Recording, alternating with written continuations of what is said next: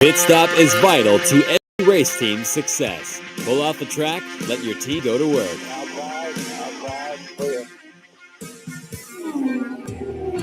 Change all 4 tires, fill the fuel cell, and make needed adjustments, all in 8 seconds or less.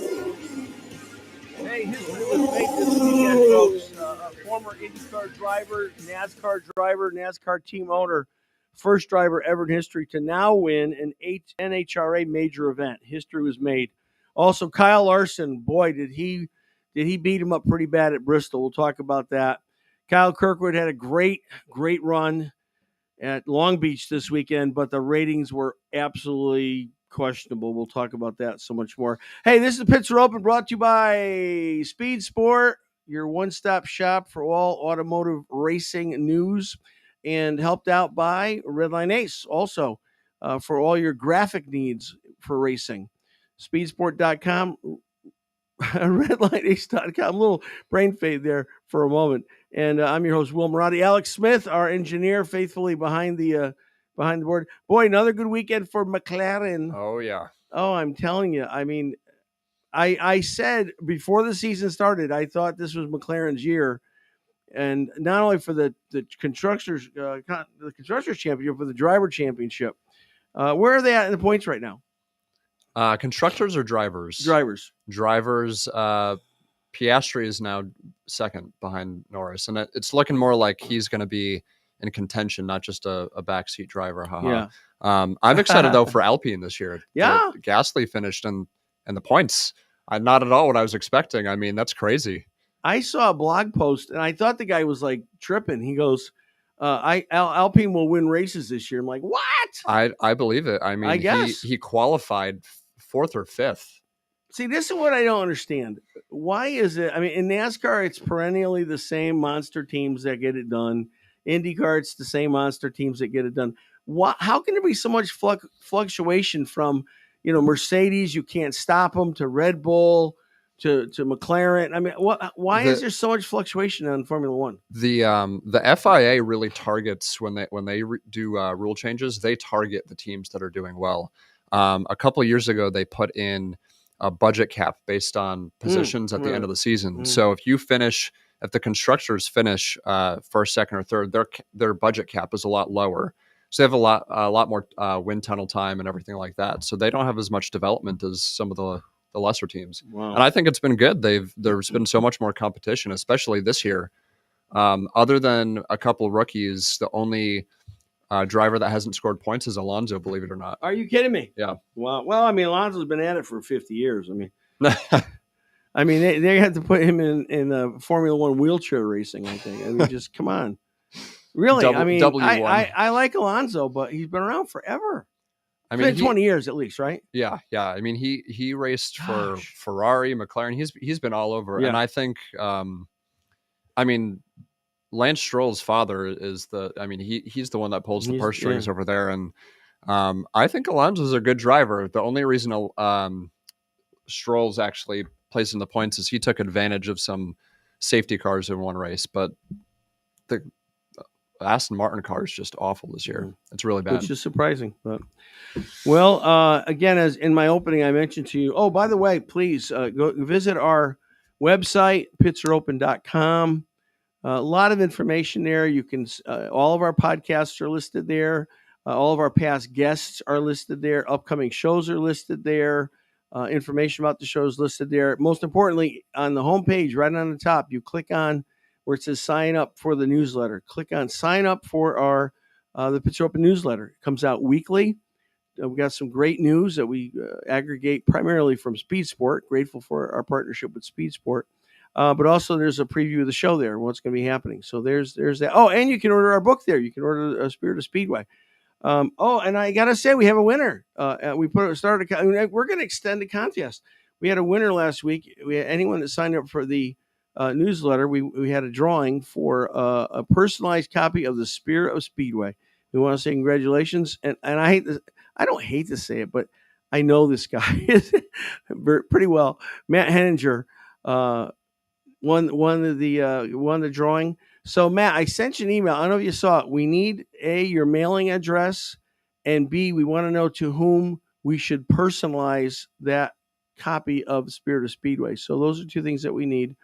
Matt Henninger, Indianapolis, and I think a former, maybe not former postman, and also a wonderful photographer. And Alex, back in 2016 when we ran with Sam Schmidt and Rick Peterson, he was our photographer. And boy, we got some great photo memories out of that relationship. So Matt, congratulations on winning the book. Same thing from now till next Tuesday. Anyone that signs up for the newsletter, pitcheropen.com, will be entered in a drawing to win a personalized hardcover, freed, postage paid copy of the Spirit of Speedway. So we're looking forward to that as well. Tony Stewart, amazing, right? I don't know that ever that I can think in history that this isn't true, right? Tony has won in IndyCar. I wish he never left it.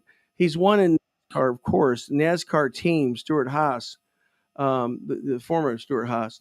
And now he's won an NHRA in Las Vegas. He was first time he's won a championship there. It's amazing. Triple Crown, USAC Triple Crown Championship, NASCAR Championship, IndyCar Championship, and now NHRA Pro Top Fuel Champion. It was a 4 wide. I think they only do this twice a year. It's 4 wide. They have the strip is so wide. They run 4 cars at the same time, and Stewart won and believes that 4 wide was probably an equalizer. He thinks it's optimum for him. He likes having cars around him, so he likes going with 4 instead of just a 2. Loves the format, and congratulations, Smoke. I mean that is incredible that he could win that event and be the only driver, to our knowledge, the only driver that's won IndyCar, NASCAR, USAC, Silver Crown, and now NHRA. We've got a great show for you today. Just a few moments, we're going to be bringing in a good friend, Ralph Sheheen. You know Ralph. Ralph's been a broadcaster in motorsports for years. Incredibly widespread. His resume is full. Let me just tell you that. And then a little bit later at 4:34, we're going to have from Indianapolis, Tony Donahue. Tony's a longtime sports personality there. Also has his own podcast, Tony D Podcast, covers IndyCar. We're going to talk about the disastrous weekend in terms of attendance that we had for the Long Beach Grand Prix, the 50th anniversary. It was just sad. It was sad to see. But without further ado, let's welcome, first time on the show, first time. He's a legend, Ralph Sheheen. Ralph, welcome to the program. Hey, Will, how are you, buddy? Good to see you. Oh, We have no mic. No volume, Ralph. If you can hear me, let's see. Says it's open. Nothing. No, can't hear you. We have this happen occasionally. Let's see. What do you think, Alex? That's nothing. I'm not receiving any audio from you, Ralph. Maybe try backing out and logging back in and see if that fixes it. Okay. All right. We'll wait for Ralph to come back in. Occasionally this happens. It's not often. Bristol, big show at Bristol, and maybe a preview of Indy. Hope not. Well, I know I can't say hope not, but Larson led 411 of 500 laps at Bristol. Was the class of the show. Dominated the event, and dedicated it to his longtime friend and PR representative John Edwards, who's worked with a lot of people, not just Kyle Larson, Jeff Gordon, several other people in NASCAR, people around the industry. John passed away suddenly last week. We don't know what the family's been fairly tight-lipped. I have not heard a reason about it yet, and we feel badly about it. All right, let's go back and see how things are with Ralph. Is that any better? Is that any better? No. Oh, hang on. Wait. I saw a little something. Say something again, Ralph. All right, here we go. Any better? All right. I gave it all. Okay, we're trying. We're working on it, Ralph. They should be able to hear him, but for some reason we can't. Hang on, let me. Yeah, I've got everything open. Okay, apparently you're coming out on the feed, Ralph, but you're not coming to the studio here. Is that any better? Technology. Give me 1 second. I think I know what the problem is. We're working on it here. Go ahead, Ralph. Say something. Here we go. Check 1, 2, 3, 4, 5. Let's see. All right, Ralph, we're still working on it. This is always uncomfortable. It doesn't happen often. Once in a while, we for some reason computers don't match up or something. Things are funny sometimes. Yes, technology is a wonderful thing. So Kyle Larson, big romp at Bristol, and Tony Stewart. We're so happy for Tony Stewart. What a great showing for Smoke.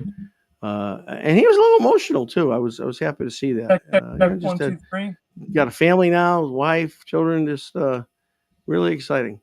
All right, let's see. Any better? Man, I don't know what to tell you. Okay. Default. Okay. I'm going to try one more thing. Give me one sec. All right. Ralph, and you can hear us, right? Yep. Yeah, he can hear us.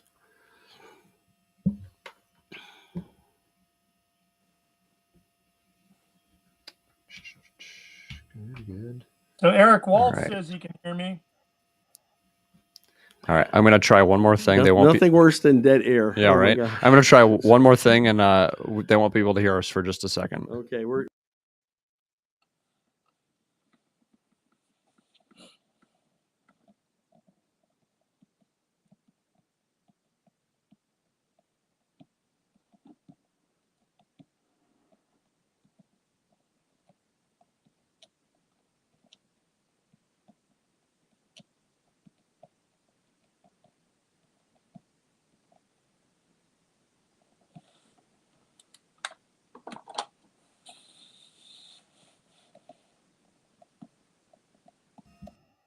this is really bad. That I'll explain why this is so tragic in a minute. He should be able to hear us now. And yeah. Go ahead. Is Let's that try again. better? Is that any better? Yes, better. Thank you. All right, ladies and gentlemen, without further delay, the legendary Ralph. I know. It should happen to the co-owner of Speed Sport when he's trying to talk your partner into giving us a spot somewhere someday on Speed Sport 1. It shouldn't happen that way. So, oh gosh, how horrible. Ralph, thank you so much for taking time. It's wonderful to have you on. And I know you're busy. I know you're doing a lot of different stuff. Take a few minutes. Take a 60-second and give us a 30,000 overview of the life of Ralph Sheheen. Gosh, well, let's see. I've been broadcasting motorsports on national television for 37 years now, in my 37th season of that. Wow. All started in 1988 at Del Mar, California, near San Diego for the IMSA season finale that year on ESPN. I've literally done every genre of motorsports you can imagine. I always tell people, from swamp buggies in Naples, Florida, back in the TNN days, to calling Formula One in Monaco for CBS Live. Wow. So I've done just about in between NASCAR and IndyCar and sprint cars, and obviously 15 years of Supercross here in the U.S. That was a big part of my career. I did the first ever live U.S. Nationals from Indianapolis. I did the first ever live Knoxville Nationals on TNN. I did the first ever live Supercross on Speed and Fox. So I've had a blessed career. I mean, what do you think? Why have you been able to be so versatile, so lasting? How is it that you got into so many different things? Well, I'm just a race fan, Will. I mean, truly to the core. Yeah. And I enjoy all forms of motorsports. There isn't one that I don't like. And what I have found, people ask me, what do you look forward to doing? I go, whatever is next. Because I've been around enough and have been in all these different garage areas, pit areas, and paddocks. And I know people everywhere I go, right? Yeah. Maybe not a ton in this garage compared to that one, but I do know people. And I'm always looking forward to seeing those racers, those tracks in action and doing their thing. So whether it's like I'm doing Trans Am right now, doing all the Trans Am races, which we're airing on Speed Sport 1. And this next week, I leave to go to Sonoma, which is the first racetrack I ever announced a race on the PA at. And from there, I'll stay out west and go to Laguna Seca the very next week two of my favorite racetracks when it comes to road courses. So it's a thrill to be able to do that stuff, and because I have that kind of passion for it, I watch everything, I read about everything. I'm constantly involved in what's happening in motorsports on all levels. I get as much fun out of watching what's happening with Formula One as I do what's going on with midgets, So when you have that kind of passion, I think it's easier to digest the material that you have to keep staying on top of to be able to talk about it week in and week out. If I had to know this much about gardening, I wouldn't be able to do it. It is really amazing. And I tell you, you just hit on a favorite of mine, Trans Am. My first professional race as a kid, my dad noticed that we were taking an interest in racing when we were very young, my brother and I. And so the first professional race I went to was a Trans Am race at Lime Rock Park in Connecticut. Mark Donahue won in a Penske Sunoco Camaro. But we saw the legends we saw: Peter Revson, George Fulmer. I think PJ was driving in that race. I mean, just a cavalcade of who's who. Little did I know, I'm a kid. What do I know? I didn't know they'd all be legends, down the road. But gosh, I love Trans Am racing. Yeah, I'm sure Sam Posey was there and Sweet Savage, and all these guys back then. It's a tremendous series, and I got to tell you, there's a whole bunch of incredible young talent over there that is fast tracking from the TA2 category to Trans Am and then into NASCAR's top 3 or into IMSA, looking to get into their prototype division. So there's a lot of great young talent over there right now, like Brent Cruz, for example. I know Matt Brabham had a pretty good run a couple weeks ago, and I've known Matt for a long time, and gosh, I don't know why. Help me with this. I don't know why sometimes drivers seem to get stuck. Matt's always wanted to be an IndyCar. It's been a long time pursuit of his, and not that there's anything wrong with Trans Am. Not that there's anything wrong with anything he's doing. I mean, it's all good. I mean, you're driving a car. There's nothing wrong with that. Any day at a racetrack is a good day, right? But why do you think some drivers just seem to? Is it just money, Ralph, or why do they seem to hit that ceiling where they can't? Whatever the discipline is, whether it's NASCAR, IMSA, they just can't seem to break through. Why is that? Yeah, you have to be, one of two things. You have to either be a phenom like Kyle Larson, which is once a generation, right? There's not many of those. There's not going to be many of those. Total unicorn, if you will. That there's just so much talent and ability to win any given race, any given day, that as a car owner, you can't say no. And it's easy to find sponsorship dollars and go forward. But, there's too many Matt Brabhams, Cody Swansons. I mean, the list is endless of guys who you sit there and you go, man, that guy is so unbelievably talented. I would love to see him run Indianapolis or, whatever it might be. But there just isn't the dollars needed to get them up to the next level and to get them in a quality car so that when they do get there, they can actually make some noise and then maybe secure the money to keep going forward. I mean, you bring up the hard part of our. I'm sorry, go ahead. It's the hard part of our sport. Yeah. Well, I think it's the money. I mean, you talk about to go from Silver Cup to Indy, you got to go 12, 15 times the budget to make that advancement. And then now the problem I've been saying this for a long time. The problem with IndyCar is just not many seats. You just can't get in. Now with the charter system, makes it even harder. But there's still drivers in IndyCar that probably, truth be told, there's other people more qualified.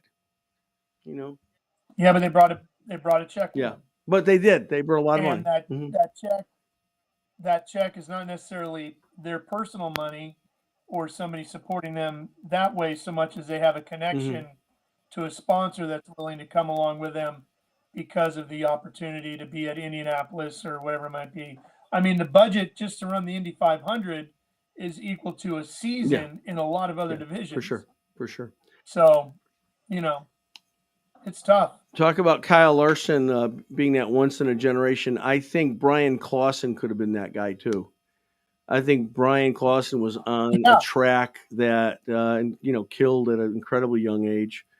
But another one like Kyle, like Mario, like AJ, could sit in anything and win. And I think that No doubt about it. might have been the same thing. Tell us about Speed Sport. We're so thankful for the relationship we have with Speed Sport. We've had Joe on the program. What we're trying to do is push as many people. We do that through clicks on the newsletter, on articles, trying to push as many people as we can to Speed Sport. We're sending a good number of folks over there. A lot of good things going on at Speed Sport. What's new over there? Yeah, I appreciate you guys working with us on all that. It's a huge help. Obviously, Speed Sport has been around forever. It's 91 years old this year, which is incredible to think about. Started in 1934, traditional fold in half black and white newspaper. In fact, that's the cover of the very first one. Right there. Wow. That's cool. That was 1934 right there. Wow. So it went from being that weekly newspaper and Chris Economaki running it and operating it as a family business for so many years, and so many people considering it the Bible of American motorsports, and Chris the dean of American motorsports journalism. When he passed in his 90s, they were looking for somebody to come along to take the brand and shepherd it forward. And I had worked a bunch with Chris. We were colleagues, and he was a mentor and friend. And Joe knew Corinne as well, his daughter. And the opportunity came for us to purchase the brand, the logo. So we did, and we got started with it. We did the magazine for a while. Joe got the website going, and so the website kind of became what the paper was, breaking news, results from the night before, all that sort of stuff. The website is still up there. Speedsport.com does very well. It is the best place to go to find out what's going on in American motorsports right there. But Joe and I came from the television world at Speed Channel, and we knew that we really needed to get Speed Sport into TV some way, somehow. So we started producing a couple of shows and putting them out there, and those were going okay, but we wanted more. So we launched speedsport.tv with our friends over at Rivet, Chris Grainer and his gang. They were really kind of the forefathers of streaming television, pay-per-view streaming television and motorsports. So we partnered with them, got speedsport.tv going. We did last year about 2,000 live stream motorsports events on there from our 100 plus affiliates. And those are racetracks and sanctioning bodies and event promoters that want to have a channel on our network there. So that's been going pretty good. But we feel like in some ways people are getting tired of the subscription thing. So we wanted to have another option there. And we came up with Speed Sport 1, which is a fast channel, free ad-supported streaming television. And it's 100% free. There's no subscription, no pay-per-view, nothing. It's on Sling, Amazon Prime, Pluto, Fubo, Stir, and a handful of others, as well as Roku. So if you have any of those, and I don't know anybody who doesn't have Amazon Prime to watch movies, it's already on there. It's loaded in. All you have to do is click through, and boom, you're watching Speed Sport 1 live and free on any connected device, your phone, your TV, your iPad, computer, wherever you want to watch it. I remember, and correct me on the date, Ralph, but it was 2 or 3 years ago. I remember at PRI, you guys were kind of launching the whole Speed Sport 1 concept.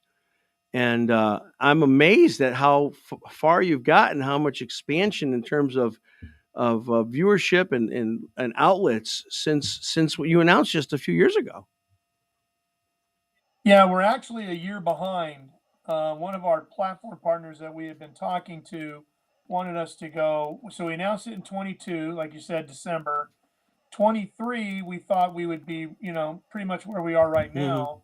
And things started going that way. And then this one company wanted to go exclusive for the rest of the year. And we said, okay, we'll consider that. We'll do that. We're waiting around on contracts. They never came. And in the meantime, they launched on, they did a roadshow, Antique Roadshow channel. They did a Hollywood Squares channel, a game show channel, and a Godzilla channel. And they'd been telling us they wanted live sports, which is why they wanted to go with us. Yeah. So that just put us a year behind because we wasted a bunch of time waiting around. That took us into 24, and in 24, all those platforms I just listed all signed up right away, and we were off the ground and running. So right now, 200 million active users a month. It's incredible. Wow. Wow. And we've got that's a big number. That's phenomenal. But I think that's definitely the streets, the source of the future in terms of content, because people are cutting the cable sometimes, or they're just not watching TV sometimes, and now you can get a lot of these channels. I can get all those channels on my phone. So Yeah, I could be anywhere and watch it. Think of this. I mean, race fans have been putting out so much money in subscription fees to watch racing. They didn't have any money left over to go to the racetrack, which is where we need to be. We've got to have fans in the grandstands, or the whole thing crumbles to the ground, right? So you can come watch Speed Sport 1 for free, see a lot of great racing, including Trans Am, for example, and it's all free. Save that subscription money and go to your local racetrack. Mm-hmm. Good. That's a good pitch. So help us understand this. I mean, I totally agree with you. You got to have fans in the stands. I mean, because if you don't have fans in the stands, you're not going to have the promoters want to do the events. Then you're going to start having stuff drop off the schedule. But there's also a fine balance between fans in the stands and eyeballs on the TV. And so I'm not sure IndyCar particularly has figured out how to make that happen yet. And I talk about that because of you can say it any way you want, but I think the TV numbers overnight for IndyCar from Long Beach were horrible. That was the 50th anniversary. Were you there, Ralph? Did you go to Long Beach? I was there. Yeah, I was one of me and Terry Clanton do the PA out there every year. Oh, okay. And who is the president of the Long Beach Grand Prix. Now, I mean, the crowd looked massive. It looked, because the crowd I saw was gigantic. But that's what it was. Yeah.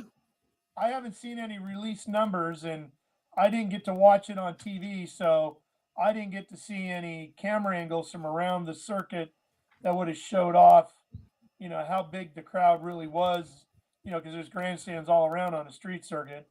But I know the paddock area and the area around the Lifestyle Expo and all that, the main foot traffic areas at Long Beach, were full all weekend starting on Friday. In fact, we all thought the Friday crowd was the biggest we'd seen. Now, I saw a report that showed the TV numbers from Long Beach were almost about 200,000 better than last year. So I don't know if I'm not seeing the right numbers or not, but no, that's what it says. But I think I'm still trying to, we've been in a few 500s, we've been 8 other IndyCar races, half a dozen 8 ladder series races. So we're still in the sponsorship selling business.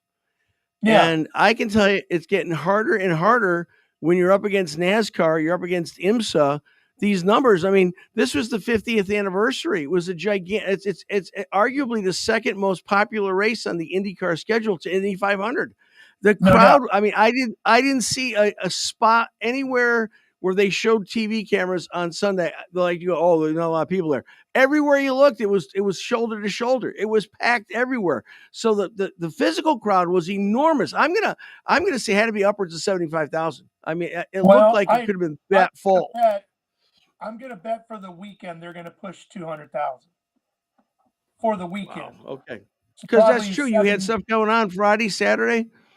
Well, I'll tell you, one of the things Long Beach does so well is they absolutely pack the calendar. The schedule is full. There's no sitting around with nothing to watch. I mean, they were running first thing in the morning, both days was vintage racing, and we had historic Indy cars, historic F1, and historic F5000 all together, because those are the 3 genres of cars that have raced there, with F5000 being the first ones in 75. You had to run an international level approved F1 that you could host one of their races. So in 75 was F5000, Brian Redmond won. 76 they came back and it was Formula One, and Clay Regazzoni won the first one. And then that went all the way through 83. And then 84 was the first IndyCar race. and that was some guy named Mario. But anyway, so Mario won a bunch of races there. Mario's the only guy that won in Formula One, which he did, right, and in Indy cars right. at Long Beach. So that's why he was one of. But anyway, so they ran the historic event, which is the first time ever in history that I know of that all three of those categories were on the track at the same time. And then they had SRO, they had IMSA, they had Robbie Gordon's stadium off truck deal. Yeah. And then, of course, you had IndyCar. I mean, it was wall-to-wall activity. As soon as one group was off the track, the other one was coming out for practice or qualifying. And then on race days, both days, it was just full of activity. Yeah. And I, of course, I'm partial to IndyCar, and I thought the IndyCar race was fantastic. I thought Kyle Kirkwood did a great job. I thought there was a lot of competition. Santino Ferrucci, Connecticut's own Santino Ferrucci, the biggest mover, went from last place to 12th. I mean, there was fantastic action on the track. And Fox did a pretty good job of getting a lot of those battles, not just staying on one spot. Like they're definitely improving their IndyCar coverage. But I go again back to the TV ratings. I mean, they had 12 million people watching the Masters. And we had 500. That's part of the problem. We had 500,000 watching IndyCar. That was part of the problem. Yeah, that's exactly my point. I mean, how do we fix this? Well, you were up against. You had more people. That's a big problem, and it was a Masters that was not just an average Masters. I mean, you have Rory McIlroy who trying to win his first one, goes all the way down, thinks he's going to win, doesn't win, all that, and that eats up a whole chunk of the day. And there's people. Obviously, for golf fans, watching the Masters is like you and I watching the Indy 500. You're locked in from the moment the network comes on till the last sip of milk in Victory Lane, right? So it's the same thing with, golf being the Masters. That's for those people, and there's a lot of them that's going to eat into it. And then you had NASCAR was on, and you have, other things like that, and it all chips away a little bit. And people... To be honest with you, Will, I mean, people have a lot to do these days. If you're a family and you've got young kids, who's playing travel soccer, who's got a baseball game, who's got this, who's got dance lessons and all that. I mean, people get pulled in a lot of directions. It's hard to get people to sit down and lock in for 3 to 4 hours on any given Sunday. For us, it's part of what we do. It's our career. It's our business. So we have to watch. We really want to watch. For other people, it's not a full-time commitment like it is for us. But I think one thing IndyCar does well is they're done right around Labor Day because you don't want to be messing with the NFL on a regular basis. No, it's true. I mean, I don't have any complaint about that at all. It's heartbreaking for me when I think of how many IndyCar fans there are in the United States of America, and I see that NASCAR had 2.4 million watching them at Bristol. And 12 million, and the week before that we had, or 2 weeks before that we had the Final Four. It's just heartbreaking to see those kind of numbers. When the opener at St. Pete was monumental. I mean, they had great numbers in terms of TV viewership. So we're not going to fix this here, Ralph. I hope that you'll come back soon because I hated the fact that we blew the first 5 minutes for you. We've got to go. We're out of time again. Thank you so much for helping us out with Speed Sport. Can't say thank you enough to you and Joe, and we hope we'll get our act straightened out here one day that we can actually have a broadcast quality program. So we'll see about that. Ralph, thank you so much. Thank you, Ralph. I greatly appreciate it, Phil. Thank you. All right, Ralph Sheheen, everybody. Thank you. All right, we're going to skip the promo, Alex, and I think we're going to go right to our next guest, and we're going to talk about this because he's on his podcast yesterday. I listened to it last night. I couldn't even touch my phone when it was over. The phone was red hot because the podcast was so hot. We've had him on before. He really has a good handle on what's going on right in Indianapolis. Longtime sports personality, all sports, but also very in tune with IndyCar. The Tony D podcast, whenever you want to watch it. Listen to it. Tony Donahue. Tony, welcome back. Will, how are we doing? How's it going this afternoon? It is going great. I got to tell you, I was so impressed because about 45 minutes ago, two of the best church members we've ever had knocked at our door and said they had a gift for me, and I couldn't understand what they were talking about. They had these boxes, these big boxes that were white and gray check, and it looked to me like they were bringing food from a restaurant. I didn't know. Alex, put this on the big screen. I think Tony will be able to see it, right? This is what they brought me here, and I can't. This is a brick. It's part of the Commander Brick program for Indianapolis, and this is one that's going to go somewhere in Pagoda Plaza, and it's got our team name, our Spirit of Speedway theme, my name. I was stunned. I literally tears in my eyes. I couldn't believe that they did this for me. And so I don't know if the brick will be placed this year. I'll have to wait until next year to see it, but I'm just so thankful. All right, Alex, go ahead. That's enough of the brick. I'm just so thankful. I couldn't believe somebody would do that for. First of all, I've never told anybody I wanted one. I've never said it. I probably wouldn't spend the money myself for it. So the fact that they did this was such a knockout for me. But I can't wait to see it. I hope it's there in May. I'll have to check it out. So as I said, your podcast, you are on fire. Yeah, I don't know when you taped that, but I listened to it last night, and I'm telling you, my phone was cherry hot. I couldn't even tell. It was so hot. And you know what? I hate to say it, and I'm not trying to be disloyal because I love IndyCar. You love IndyCar. Ralph Shaheen loves IndyCar. I'm not trying to disloyal, but listen, I don't want to go to the doctor if I've got a cancer or something, and the doctor tell me, "Oh, everything's fine, no problem. Oh, it's smaller than what you're better, right?" And this is what I think they're trying to do. And you coined the phrase yesterday. And I'm going to introduce you with this. You coined the phrase. You can put as much lipstick on a pig as you want, but it's still a pig. Talk to us about your thoughts on the overnight ratings for the Long Beach race this weekend. I thought 700,000, which was my guess on our show and Verified last week, was going to be pretty close, pretty accurate, and then it came in about 200,000 less. We come off of Thermal a couple weeks ago. You've got 3 21-day gaps in the schedule, IndyCar wise, and we come off of a weekend at Thermal where Graham Rahal went to bat for IndyCar and the product, right, and the Thermal Club event. What have we heard out of drivers over the last 48 hours or the last 24 hours since the rating came out? We haven't heard anything. We haven't heard Graham come out and say anything. We haven't heard any drivers say, oh, this, that, and that. And I think we're at a point now where even the drivers have to be realistic and say, okay, what is going on here? Will, you and I have talked about it since the off season and the first week at St. Pete. It was like Fox is doing all this marketing, and all the marketing is centered around St. Pete, and it's all centered around Indianapolis 500. And I said to you, Will, I think we were having lunch. I said I want to know what the rating's going to be for a Thermal going up against the NCAA tournament, and then the Masters back nine, or going up against the race in Long Beach. And you just don't do yourself any favors, and it's hard to find excuses for it.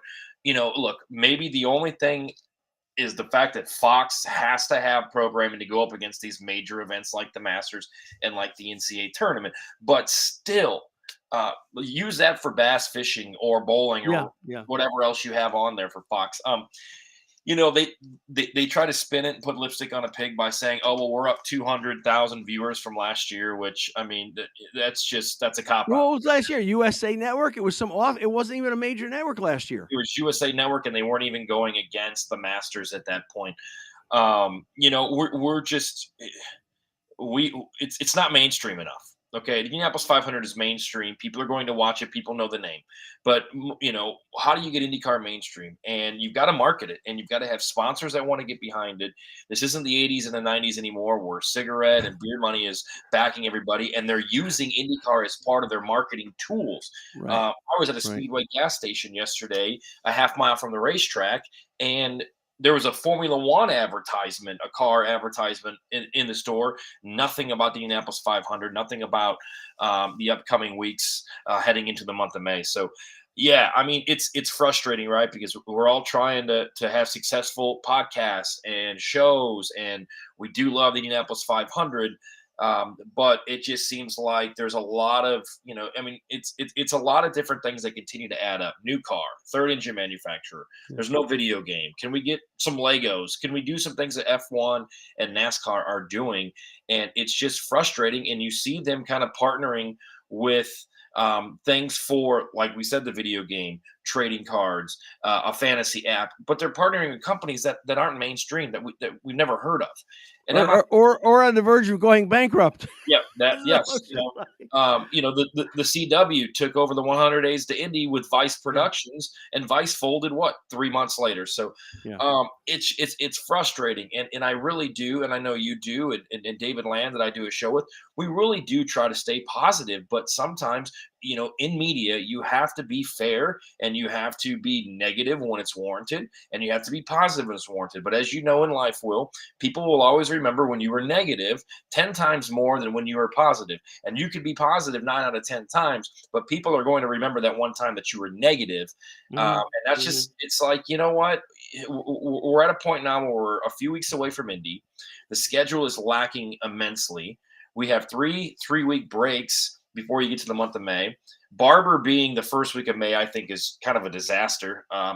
It's like, hey, let's get hyped for the Indianapolis 500 in the month of May, but let's run down and run a redheaded stepchild of a race at Barber and then come back to Indy. Let's do the test, then run back down to Barber, and then come back up for the Grand Prix weekend. So I hope they see it. I mean, it seems pretty obvious, so I'm assuming that they do, and I look forward to seeing what changes are in store in the schedule. I mean, listen, I've been a leader of a not-for-profit organization for now more than 25 years. Started with nobody, nothing, built it into quite a large something with multiple verticals. When there's problems, big problems going on, you know what? They don't want to talk to anybody else. They want to talk to me.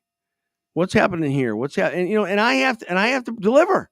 Yep. I can't make excuses or they're going to walk.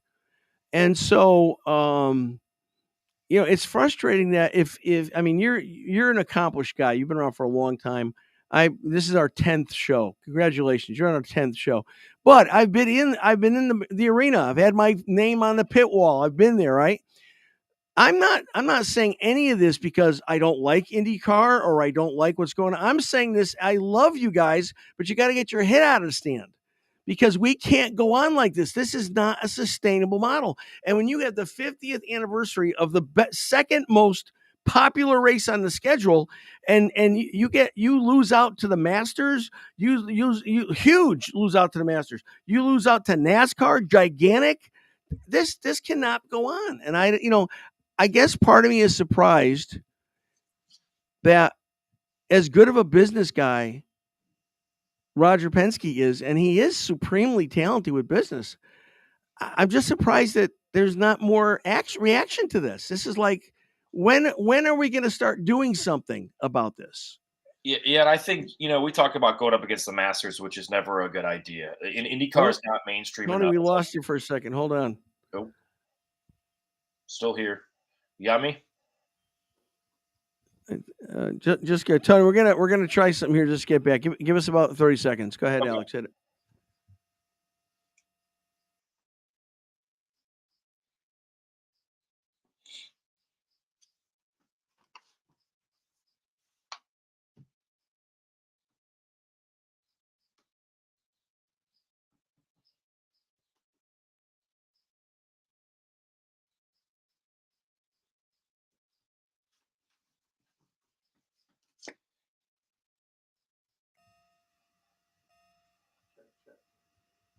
Check. Hello. They should be able to hear us now. Okay, Tony?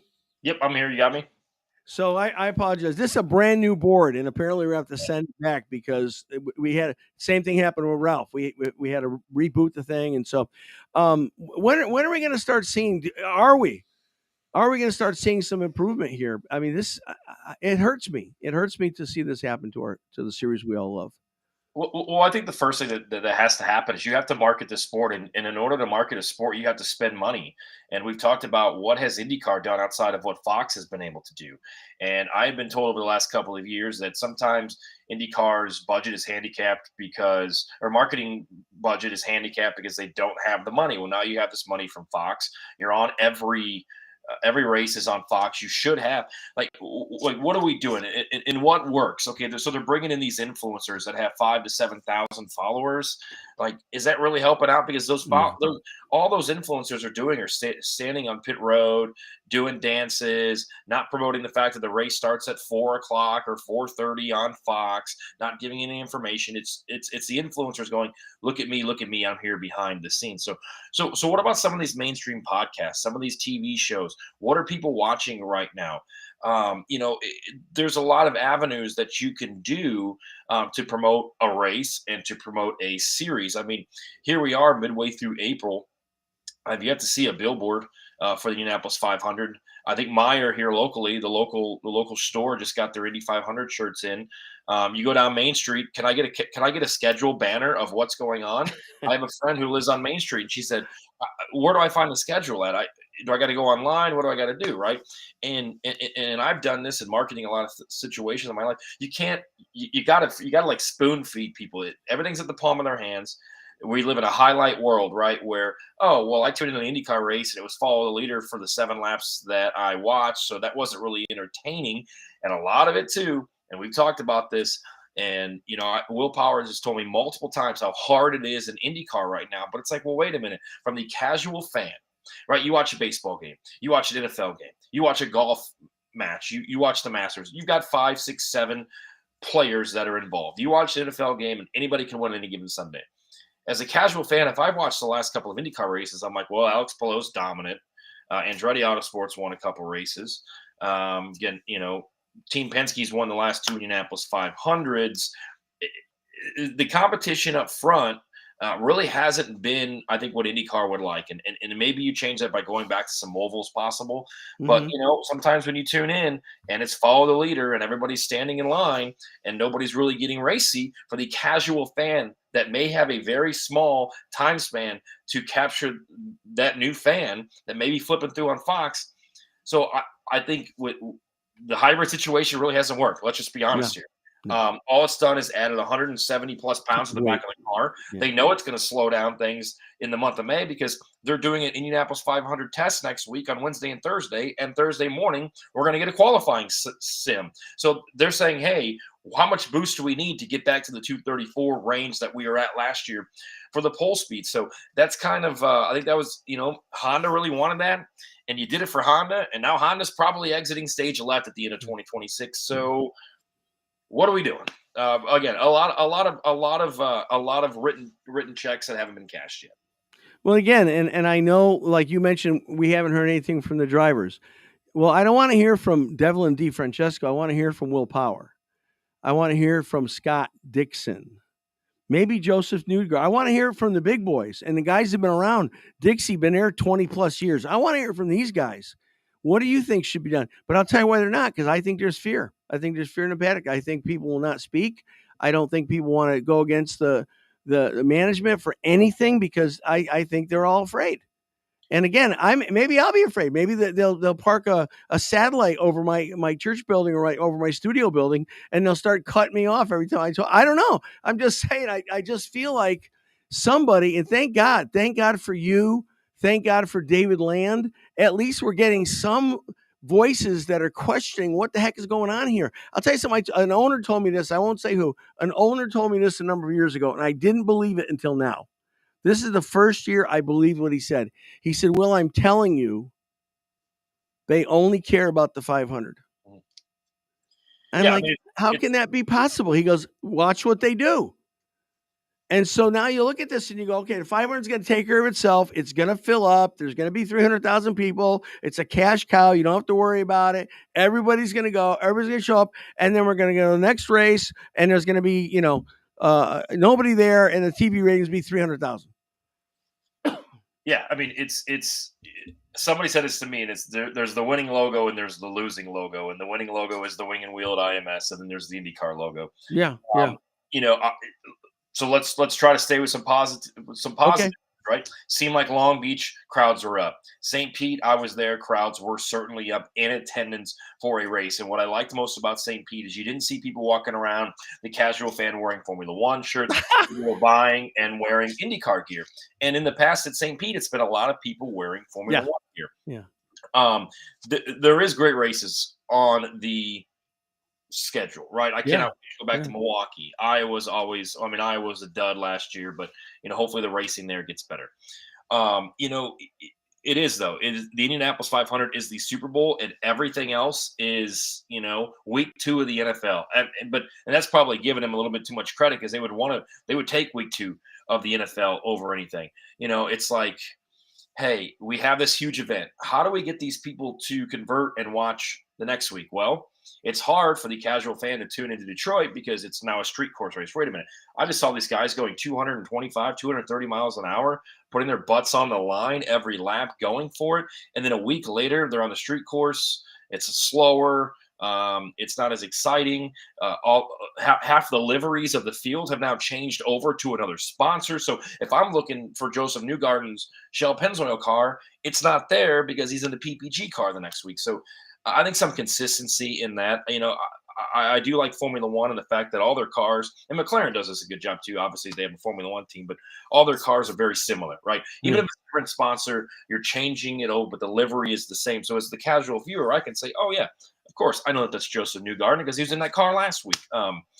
There's a lot. You brought up a great point last night, and I'll tell you who really hammered it home was David. David made the point that it's not enough to just put the driver's face up there.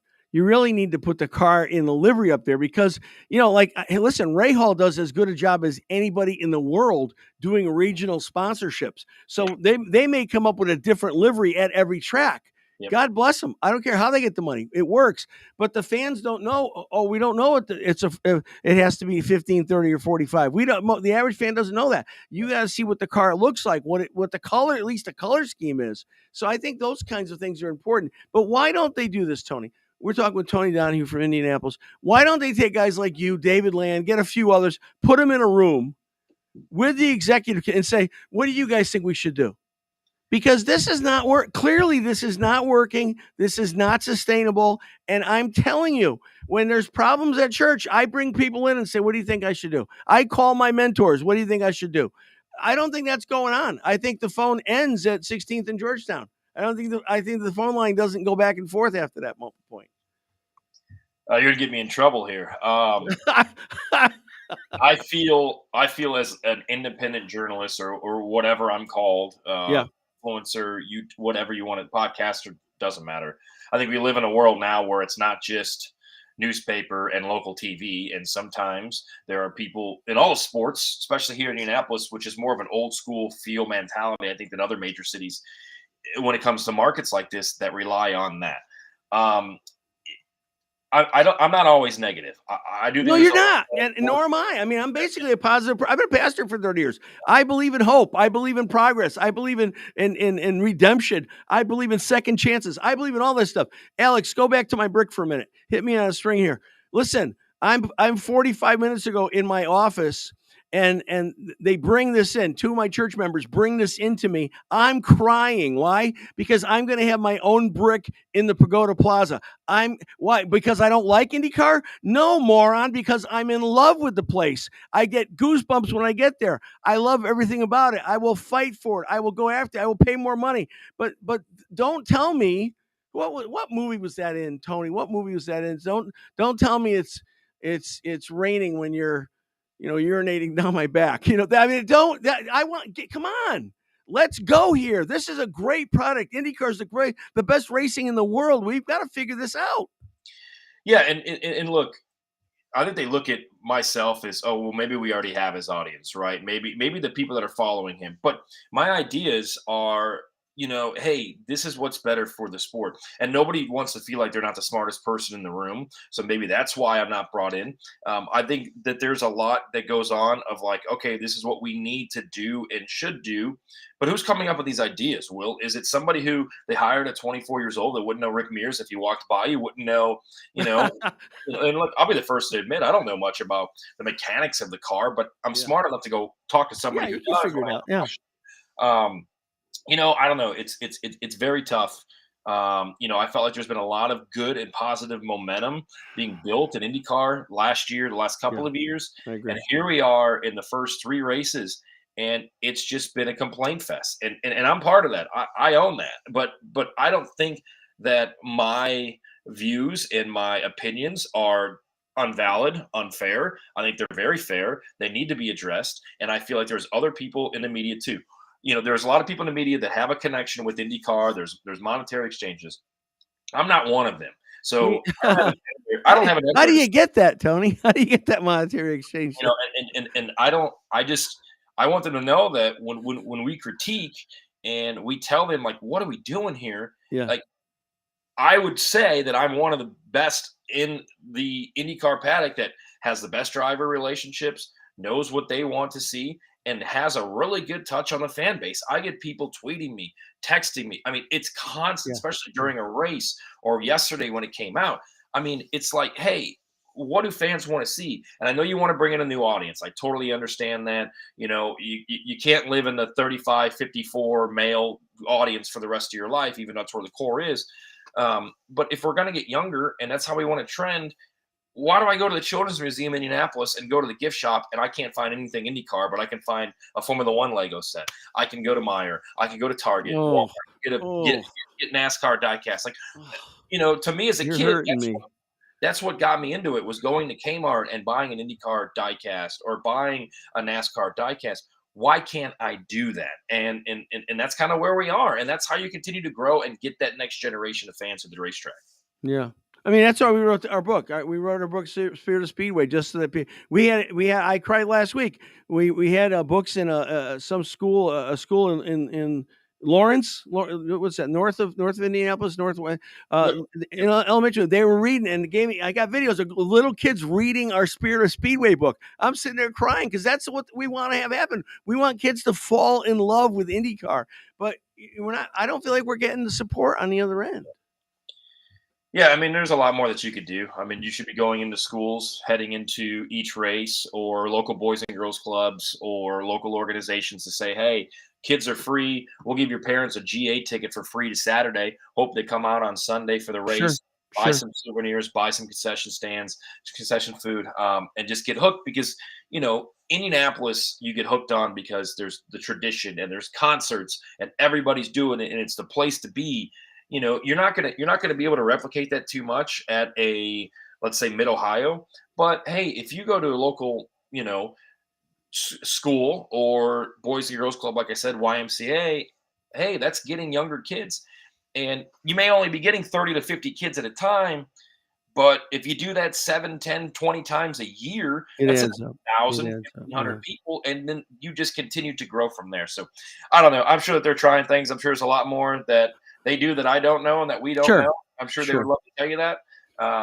But, we'll give them the benefit of the doubt. Thank God they didn't drop the ball in museum. I mean, I'm looking at, I've been collecting these sports cards and they're super cool and cards are great. So I got to give them credit for that. They've done a great job with Parkside. But let's continue to just do these major things that every other racing series, and I'm not talking other sports, I'm talking racing series, are doing. Formula One shirts, NASCAR shirts are in PacSun, are in the mall, are at different stores. There was one Indy 500 shirt inside of Hollister, and you walk in and you've got every college team, you got Formula One. Like, let's get back to that mainstream, and that's how you're going to grow IndyCar. Yeah, no, I agree, and unfortunately, we're going to have to end on that note. Hopefully, Lord willing, I'll see you next week out there. Looking forward to it. Gosh, thank you so much, Tony. Thank you for what you're doing on your solo podcast, Tony D, and also on Unverified with David Land. Keep swinging. We need you guys. We need to hear your voices. We need you to bring up these topics. All right. Thank you, Tony. Thanks, Will. Safe travels. We'll see you here next week. Okay. Tony Donahue, everybody. Hey, that's it. We are out of time. Alex, great job today. And again, please don't take this wrong.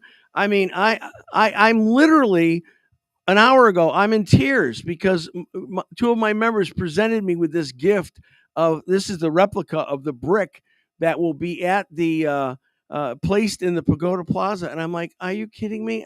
I'm thrilled that there'll be our representation there for the immediate future, right? I'm thrilled, but we've got some really structural problems here. We've got to get them worked out. We got to fix this thing. It could be so much better than it is for all of us. Hey, thanks for watching. I'm not sure what's happening next week. We might be doing another remote. Alex, I'll try to give you some warning on that. But if you're watching on YouTube, please subscribe. And no matter what platform you're on, please like, comment, share, go to the website, thepitsareopen.com, sign up for the newsletter, get in the contest to win a free and postage paid hard copy cover of our book, Spirit of Speedway, personalized to whomever you desire. We'll do it. We'll look forward to it. Matt Henninger, if you're watching, send us your mailing address and to whom you'd like to have the book personalized to. Hey, Good Friday's coming up. Happy Easter. Go worship God. Thank you. Love you guys. And we'll see you soon.